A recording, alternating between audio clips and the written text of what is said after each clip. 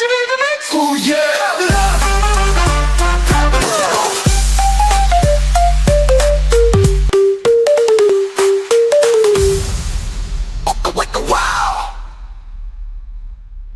Hello, welcome back to Trash Talks, the official podcast of Second Life, where environmental conservation meets innovation. We're combining drone tech, AI, community, and research to restore our oceans and give the planet a second chance. From drone-powered cleanups to community-led activism, every week we dive deeper into another topic that we hope will inspire you for change. My name is Chiara Paternostro, and I'm an intern here at the Public Affairs Department at Second Life, and I'm so thrilled to be hosting this segment on Trash Talks podcast. And hi everyone, I'm Lena, like Chiara. I'm also interning with the Public Affairs Department at Second Life, and I'm really happy to be back for another episode. In today's episode, we will begin discussing the need for greater awareness of the severity of ocean pollution. Every year, over 9 million tons of plastic end up in our ocean. To put that into perspective, that's about a garbage truck full of plastic being dumped into the ocean every single minute. And to also kind of bring this into a bit more of a discussion about the future and like what impact this will actually have on us, not just now, but also our children and our grandchildren and every other kind of being within our ecosystem. But by 2050, there could be more plastic than fish in the ocean by weight.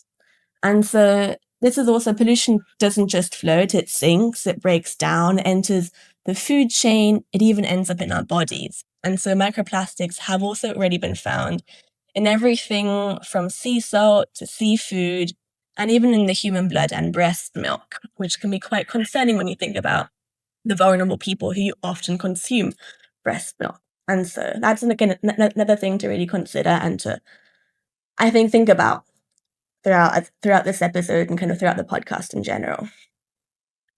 Yes, and it's about our relationship as people, but also with marine life that's already suffering and living these consequences, where 90% of seabirds have plastics in their stomach. Sea turtles mistake drifting bags for jellyfish.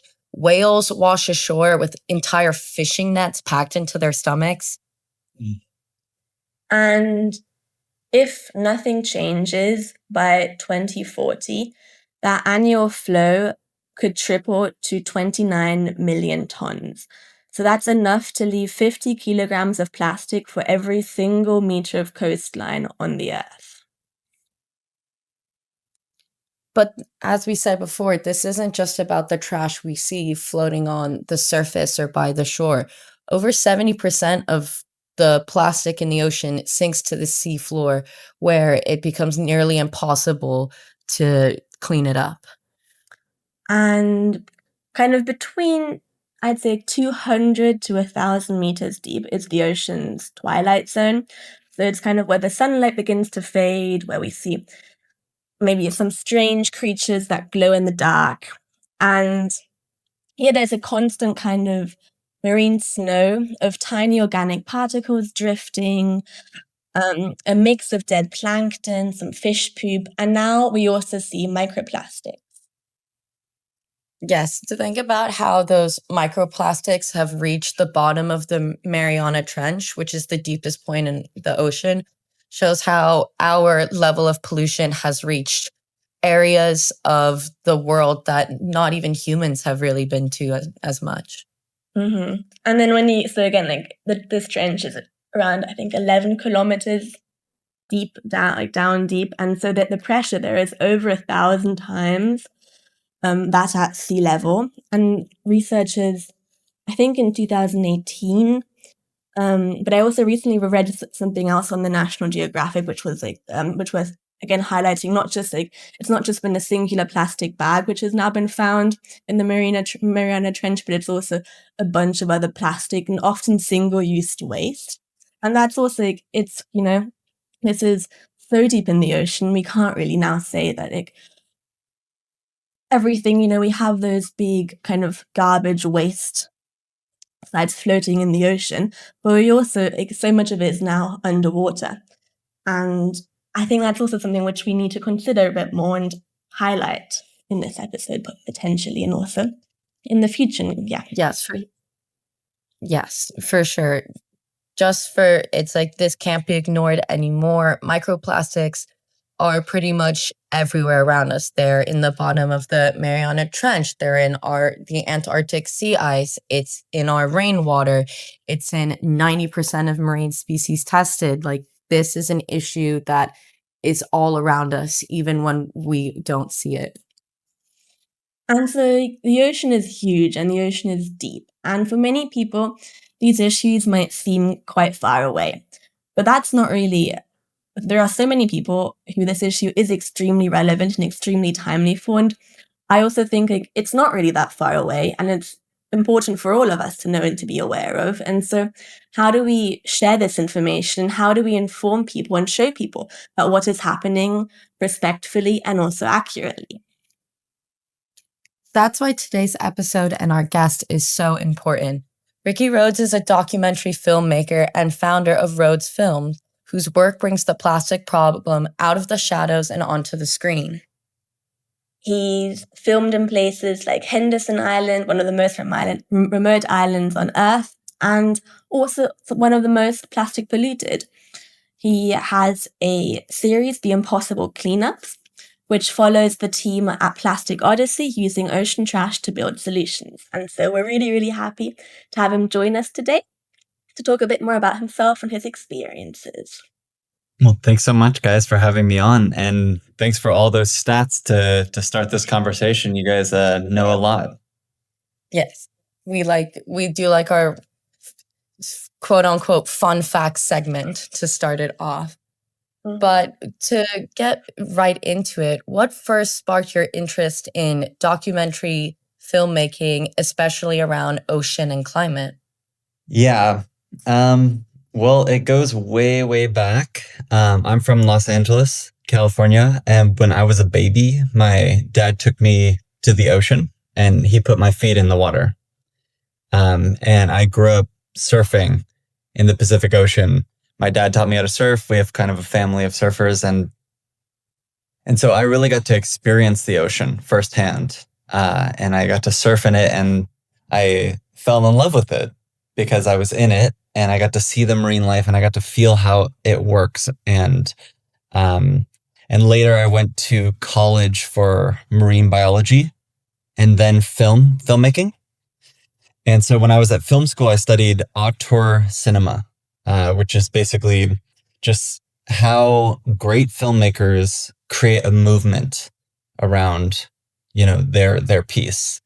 And so like these cult classics, like think of Kubrick or Coppola or Kurosawa or Quentin Tarantino, all these people. And so I became like totally obsessed. I was like a complete film nerd.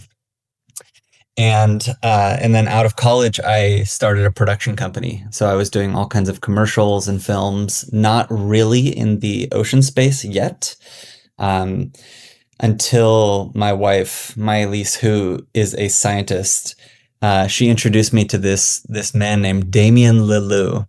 And Damien, I heard Damien's story and I was just like completely in awe of his story. He used to work on Jacques Cousteau's ship Calypso. He was the youngest member on board. And this guy at a party came up to me and told me, "Hey, I've been going for 20 years to see the manatees in Crystal River, Florida. And I love them. And they're the cuddliest, cutest creature. And they're 2,000 pounds or as big as a car. And last year we just lost 25% of them, the total population." And I was just like, oh my God, we need to do something about this. And so right there, I decided that I was going to make a movie with him. And we put together the film Humanity, which is a documentary just about his friendship with manatees. And that is what really pivoted me into focusing kind of on the ocean space. That film screened at the United Nations World Oceans Week in New York. And then from there, I kind of met some great contacts at the UN and just in the NGO space and the ocean space. And Then I started working with the United Nations as well, with the Division of Ocean, creating documentaries for their treaty, the BB&J treaty. And then, yeah, I have my show, Impossible Cleanups, which you mentioned, that comes out next year. So yeah, I've really just gone headfirst into the ocean space, and I love it. And I think one of the big reasons for that is that there's just so little known about the ocean. And it's just this massive life support system. And I think we know less than 20% about the entire ocean. So it's a great space to tell stories because it's largely unknown. People don't feel necessarily connected to it. And so I really saw this as an opportunity to, tell stories for an important cause, for something that I think people need to know about. I have a quick follow-up question to that. What made you do the original switch from marine biology to film or studying? That's a great question. I remember I was talking with a professor, and he said, "You're on track to be a researcher." And I was like, "Okay, so tell me more about that." And he said, "Well, basically, you'll be in a lab. It'll be very quiet. It'll be you and a couple other people, and you'll be studying the details of some little system or some little thing." And I was like, "I don't know if this is for me." Some people, that is absolutely their thing, and it's incredibly important to have scientists. But I think my skill set was more in the storytelling element and the, filmmaking. I always had a passion for filmmaking underlying this. And so when I heard what it meant to be a researcher, I was like, maybe I should think of something else. But then I managed to bridge those things with the work that I currently do. And you've kind of mentioned like what you really like to do, or kind of what drives you is maybe turning your ripple into a wave. And so what does that phrase mean to you personally, but also professionally? Yeah. I like that you guys found that on my website. That's I like that little saying. Basically what I do is I take an important message and I create a cinematic video story out of that gets people to act and to take action. So that's really my specialty. And so when, businesses, organizations, individuals reach out to me with an idea, I help them shape that idea into a tangible film that can connect with people. I'll give you just a couple examples, but like with the UN, the first contract that I had with them was to create films around this program called the Programs of Assistance, which is basically a government training program. So to train the governments across the world about ocean governance. And so it's kind of a dry topic. And so the challenge was how do we turn this into an actual, enjoyable, emotional story? And so we dug a little deeper, and I started chatting with some of the participants of this program. And I learned that one of them had a local Fijian guy had created a marine protected area in his village after participating in this program. And so it was like, okay, well, there's your story right there. That's how you sell the whole program. And so we put that together, and it's a great little emotional piece. And then another one is like, as you mentioned, Impossible Cleanups, this like epic expedition to this remote island. When these guys approached me and said, "Hey, we have this plastic cleanup film that we want to do," I'm like, how do you make that interesting? Like, and so I started researching all of the previous plastic films, and a lot of them were really bad. A lot of them were kind of didactic, and it was all about shaming people into not using plastic, but that's not really how you connect with people. And so I came up with this idea that, okay, well, the mission already is the message. We're going to this island to do this cleanup. Now, let's just focus on the characters. These are people who are doing an extreme thing. They have intricate lives. Like, let's just focus on that. And so that's really what has brought us to success and is about to get us global distribution through streaming platforms. So yeah, that's kind of what the ripple into the wave means for me. That's wonderful and goes right into my next question, where at the third United Nations conference in Nice this year, you spoke about storytelling in action. How do you see film working alongside science and policy to protect our oceans? And I thought it was great. Like, these documentaries should not be shaming people. It should be a way to connect emotionally because that's how people care. Absolutely. I agree. And yeah, you guys have great questions. The At UNOC, so I had the opportunity to go to UNOC and I had the opportunity to speak and present a panel and panel discussion with a bunch of brilliant people. And one of the big things that Francois Baillet of the UN actually mentioned is that the scientists have a hard time telling the story. The policymakers have a hard time telling the story. And collectively, those two people are what he calls the knowledge management continuum. Okay. And so it's like the scientists are doing the tests and telling you, what happened. And then the policymakers need to implement that into law so that it can benefit humans, but they're not great at telling these stories. And so there's this gap there, and that's where storytellers need to come in and help fill that gap and tell those stories.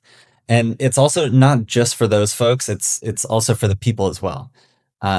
Because sometimes science can be quite heady and policy can be quite, complex to understand. And so a simple story gets right down to the root of it and can convey it in an emotional way. Yeah, so that's really what I think about that. And then another interesting aspect of this is that for the ocean space, the ocean is largely an unseen, unknown place. And so, filmmaking is this view. It's like this portal into this unknown place. And so, it's extremely important for us to have this view on this ocean so that people can connect with it. And continue that knowledge management continuum. And when you were kind of going about also making it, because film and storytelling does make things a lot more accessible, like you were saying, it makes difficult policies more understandable, and it really shows people kind of what there is through pictures and through visuals. And I think especially nowadays, where there are people that just are a lot more visual than they don't understand, especially if you consider then, like, again, the language that most of these policy documents are written in. Like, you have to then also, it's as important for a 10-year-old to know this than it is for an 80-year-old. And so how do you know that the 10-year-old might not be able to read huge words at that time yet? And so again, in that way, storytelling plays such an important role also in, like, clearing up misconceptions, I think, maybe. And so while you've been filming and kind of going to all these different places,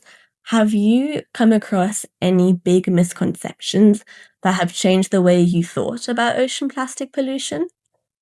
Yes, absolutely. I think the biggest misconception is something that we've already tapped on a little bit. The biggest misconception is that we are not connected to the ocean in our daily lives. And so, every single human on this earth breathes.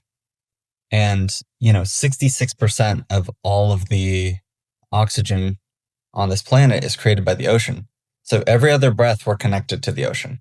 So, it's good for us to remember that. And then the next one is kind of about consumerism. And, what we buy really affects the ocean.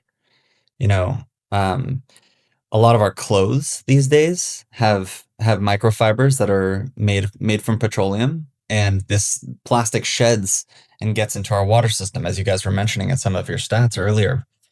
And if we buy a single-use cup at a coffee shop, that degrades, that breaks down into the water cycle, and we get microplastics in the water. And so everything that we choose to buy is affecting the ocean. Even the simplest stuff, and then also the super direct stuff like fish. You know, if you buy some fish to eat, that might have come from a bottom trawler, which is like actively destroying the ocean ecosystems. So I think that we're deeply connected to the ocean. A lot of people don't understand that and don't feel that on a daily basis. But I think that we really should try to feel that, and I think that films can definitely help us. The microplastics issue that you guys brought up earlier is extremely scary because it's fun to go to a coffee shop and to get a latte in like a plastic cup, but then if you think about that plastic is breaking down and it's actually getting into our blood. It's getting past the blood-brain barrier into our brains. And then this fetus that like of a pregnant mother that's developing is actually getting those microplastics through the placenta. It's just shocking to think about this kind of stuff. And so, everything that you buy is really a choice for the ocean. And every breath you take is connected to the ocean. So, yeah, let's all remember that. Actually, in one of our other episodes, someone said the ocean is like the heart of the planet, and all of the rivers are its arteries connecting it to land. And I think what you're saying is true. It's like it all, even though it might sound like a bit grand, it all kind of does lead back to the ocean and our relationship with it. And to go more into these like ecosystems, you often document vulnerable ecosystems and communities.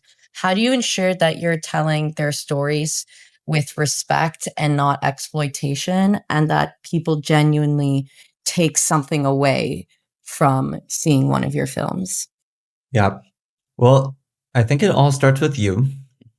So, who are you as a person? Are you living a good life? Are you in tune with nature?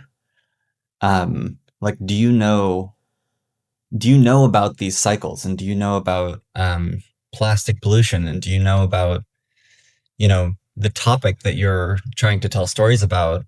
So I think that doing a little bit of self work is really the first step in telling great stories, and then like vulnerable stories, vulnerable communities.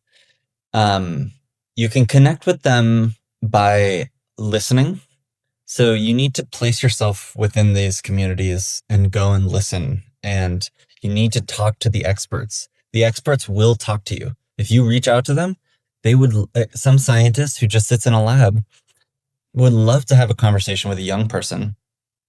And that'll all kind of like shape your story. This reminds me of the work that I did in Fiji with this local tribe that set up a marine protected area. Before I could go and interview them, I had to have a kava ceremony, which is their local tradition, where we go. I went and brought kava to the village. They turned it into this kind of like a tea, and then we all drank kava together. And then the next day, I was invited back to the village to do a bunch of interviews. So you're really like working within the processes of the environments that already exist. So like within those rituals, within those protocols, and then I think that all of that will inform your message as well. And so you're learning through this process, you're listening, you're living in the right way. And all of that kind of shapes your story. And then it brings people to like a vulnerable state where they want to tell you their real story, their truthful story, that then is going to give you the best result. So that's kind of how I approach it. It's a very curious mindset. It's a very just listening mindset. And just being curious to learn about the topic that you want to make a story about. And I think with those kind of films, and also because there is research, like ethnographic research, which does try to focus more on being one with the community and going out and first building up a rapport and a relationship, because it's also like, it's so important when you're interviewing people, is that you get honest answers, and sometimes through interviews, kind of what I've seen or realized is that people can try and say what they think you want them to say, and not really stay true to what their own beliefs are. And so I think like one of my follow-up questions to that would also then be was there a moment where you really felt as if you were connected with the community you were filming with, and where you were like, oh, like, wow, like this is like kind of maybe not maybe like an I made it moment, but like, oh, wow, like they're really being honest with me and I'm really capturing truth here. Yeah. It's happened in pretty much every single film that I've made, just because I took the time to learn how to do this. And, I've been doing it for like 10 years now. So definitely that experience with this local tribe in Fiji. And then one that's a little bit more unique is when we were underwater in Crystal River filming these manatees. There was their local protocol, right? So the manatees, they get scared by bubbles. So you can't go scuba dive, right? So you have to free dive. And every single day that we dove into the water to go film these manatees, we had to do like kind of like a vibe check where we had to be like, okay, is everyone in a good headspace? Are we like open to the manatees coming to us? Because our film is dependent upon if these manatees come to us. So we are entering the water in like a totally chill state in order to hope that these manatees come by and let us film them and interact with us. So that's kind of like a non-human protocol that we had to go through, and it led to the most amazing results because we just were able to have so many like quality interactions with these manatees in such a short amount of time. And now, I think especially with when you're filming people or species that might not be able to verbally say exactly how they feel and what they're thinking and how this is affecting them, it's also so much more important to really, again, build up a relationship and show them that, we're filming you, but we're respecting your environment and respecting what you like and what you don't like. And I think generally now, not just with ocean life, but generally with ecosystems, that more than human species or that are being, it's again, it's another aspect we have to consider, I think. And Yeah. think like, how are they being represented, and are they being able to express kind of their voices and their impacts? And so I think that's definitely like another really important thing to touch upon. And before, you were also saying a bit that one of the biggest misconceptions that you think people have is that kind of plastic waste in the ocean is not really affecting them, right? Yeah. So they don't see how interconnected it is. Do you think what do you think really stands in the way of like really realizing it? Because we have like difficult policies, but then would you also suggest that the policies need to change and become more accessible, or is it really just something that storytelling can do? It's both. I think that it's policy and it's our behavior, because a lot of what drives the society is capitalism. And so where people are spending money is where things are happening. And, humans or just normal people consuming stuff is one part of it. But then like large scale factories are another huge part of it. And I think that the fact that the microplastic is in our bodies now is really a big wake up call. And I think that if everybody knew this, then we would have some serious changes, because we don't want to be like poisoned by microplastic in our systems. So I think that that's one of the most brutal and like strongest wake up calls for everybody is that it's in my blood right now as I talk to you. Just because we want to have, plastic surrounding our food and plastic cups at the Starbucks and, every type of plastic leaches. So it's like we need real solutions to that. And this is actually a great thing that a lot of people could dedicate their lives to is every single plastic thing can be replaced. And so that's like a business opportunity. A lot of people don't think about that, but every harmful thing to the environment needs to be replaced by something that is circular or biodegradable. And so I encourage young people who have aptitude and curiosity to not only tell these stories. If storytelling is your thing, then go for storytelling. But if you have a mind for science, if you have a mind for policy, or if you have a mind for innovation, you should absolutely go into a field where you can disrupt some of the bad things that are negatively affecting our environment and ourselves. Or you can go into, policy or science and, help in that regard.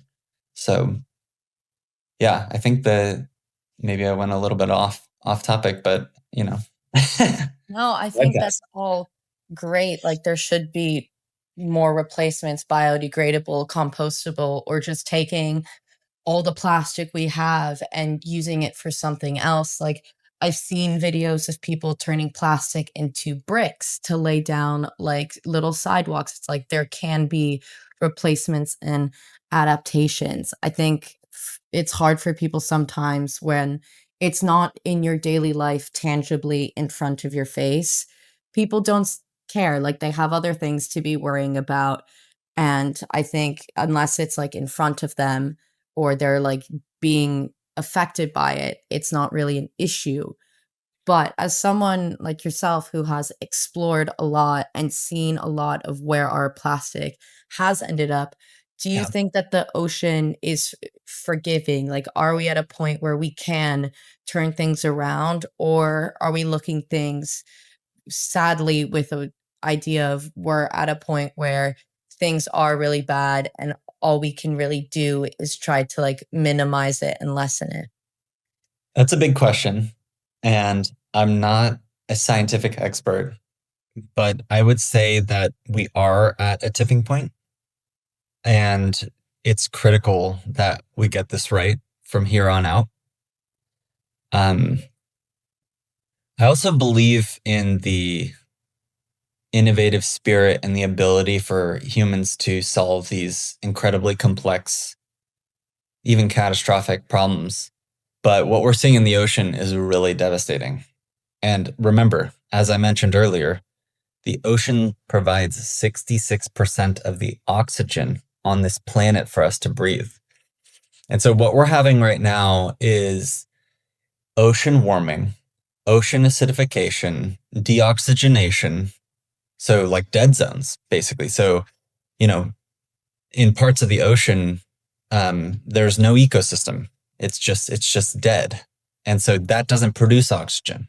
There's no phytoplankton there. It's just dead. Overfishing is a massive, massive problem. And as I mentioned, bottom trawling is about one of the most evil things that we can do to the planet. Basically these nets that are just going along the bottom of the ocean, catching everything in the nets, every living thing, and then destroying the bottom. So destroying the place where fish are growing and birthing. So there's a lot of things that are going wrong simultaneously with the ocean, and they're all human related. And so it really is critical for us to, kick into gear and for us to understand what is wrong, to talk about it, to share it with everyone we know, and then to work towards those solutions from here on out. Like some things that are great is like joining like a local community initiative to plant more seagrass or plant mangroves, because these things sequester carbon, and protect from erosion and protect ecosystems. Like fighting for stopping certain destructive practices on land that affect the ocean negatively. Chemical pollutions are a massive, massive problem. Agricultural waste pollution in the ocean causes these massive algae blooms that deoxygenate the water and kill everything. So that's actually what was killing the manatees. That's why 25% of the manatees died in 2021, I believe, because there's too much fertilizer in the water that then starved out their seagrass, or sorry, it killed the seagrass and then they starved. So you had these manatees all starving to death. So the ocean is really, it's really a critical time for the ocean. But then I also am hopeful. I'm hopeful that humans can step up and make the right decisions. And one of the easiest things is just your daily life, living in a way that's more harmonious with nature. Going and shopping at the farmer's market, eating mainly vegetables. You need to know the source of everything in your daily life, because sometimes things will have come from very destructive practices. You don't want to participate with that. So don't eat fish. If you want to help protect the ocean, don't eat fish, because as I mentioned, the fish that you're eating on your plate could have come from bottom trawling. And so it's like you're enjoying this fish for about 15 minutes, but did it just destroy a part of the ocean ecosystem that then can no longer create more fish? So yeah, it's a huge thing.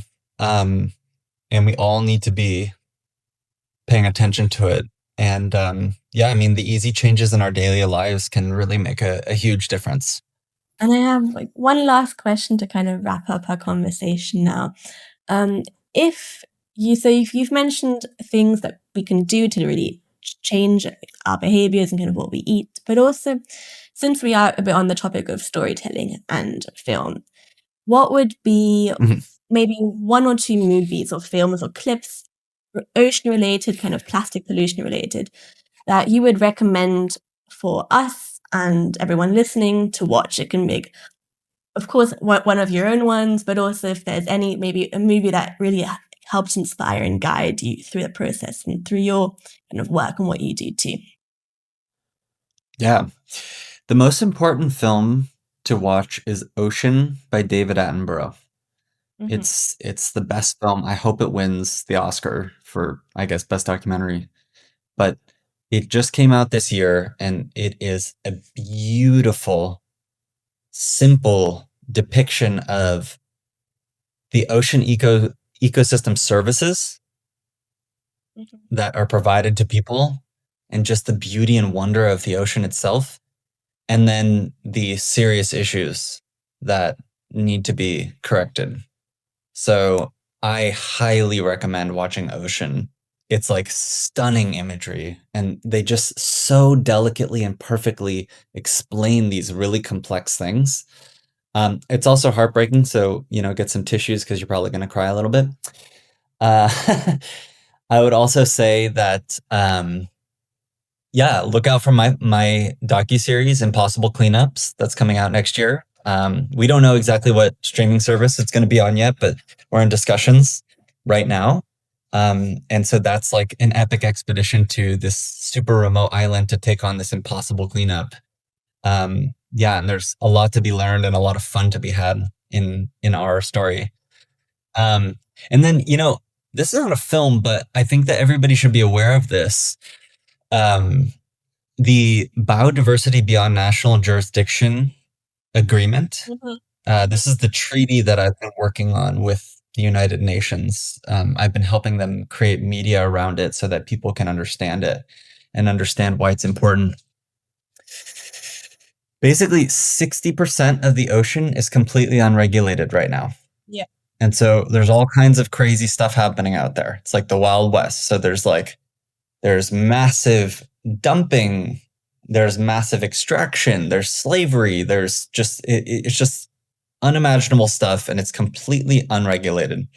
So this BB&J agreement through the UN sets up regulation around that unregulated area. And it's sort of becomes like a global commons where all the nations collectively regulate that together. And 30% of the ocean would become a marine protected area. And then all of the research that comes out of that newly shared ocean space is then shared amongst all the nations. So it's really this beautiful thing. And before the United Nations Ocean Conference, I made a video for them that said that we had 29 ratifications and we need 60. And then during the UN Ocean Conference, we got over 50. Okay, so we were passing 50. So there's massive, massive movement towards this. And this is a wonderful thing that every nation needs to participate in. And every young person should go look that up, the BB&J agreement. Because, this is really going to safeguard the future and protect the ocean. So, yeah, go check out those things. And yeah, I think that there's a lot of good work to be done. And, the ocean is such a beautiful, unknown place. And we really need to go understand it, appreciate it, respect it, and, love it and enjoy it. So, Yes, I think that's all amazing. I definitely would love to watch the David Attenborough Oceans one if I haven't already. And I think all of us here at Second Life are going to keep an eye out for when your series drops. And to all of our listeners today, I think this episode shows us that storytelling isn't just a medium, it's a mirror to ourselves and our world. It reflects who we are and what we value. And we might just lose that all if we look away. The ocean doesn't need our pity, it needs like our awareness and our witness and our willingness to be better. And I think that all the listeners should go and look up everything that was discussed today to feel inspired and more aware. Yeah, and it was BB&J, right?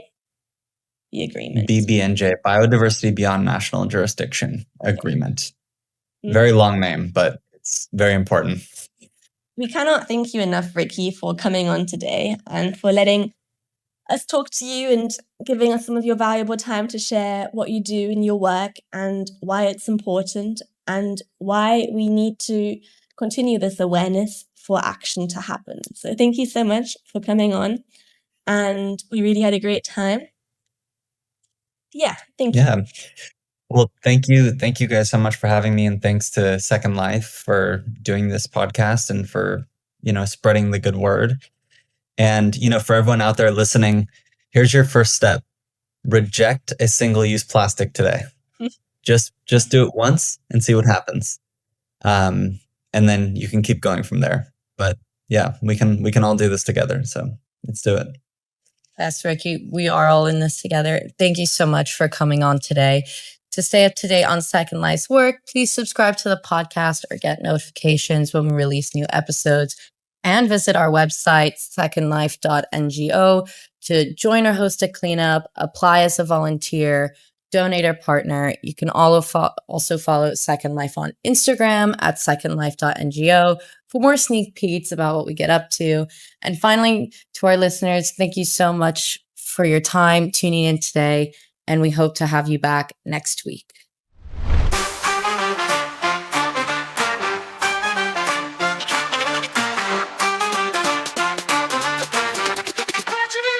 Oh yeah.